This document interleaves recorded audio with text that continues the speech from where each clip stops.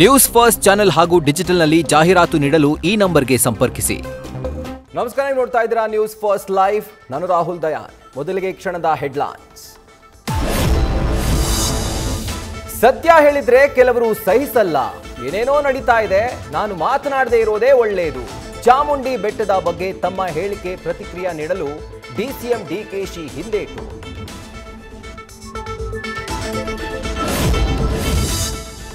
ಮೊದಲಿಗೆ ಆರ್ಎಸ್ಎಸ್ ಗೀತೆ ಹೇಳಿ ಪಕ್ಷಕ್ಕೆ ಮುಜುಗರ.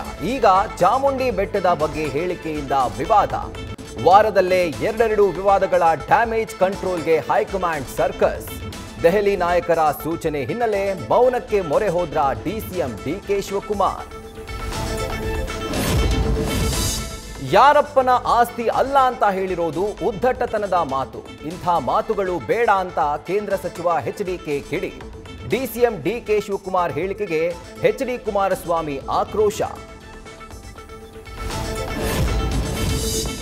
ಸಿಎಂ ಕನಸು ನನಸು ಮಾಡಿಕೊಳ್ಳಲು ಗಾಂಧಿ ಕುಟುಂಬ ಖುಷಿ ಪಡಿಸಲು ಇಂಥ ಹೇಳಿಕೆ. ಹಿಂದೂಗಳಿಗೆ ಅಪಮಾನ ಮಾಡಿದ್ರೆ ಭಗವಂತನೂ ಕ್ಷಮಿಸಲ್ಲ.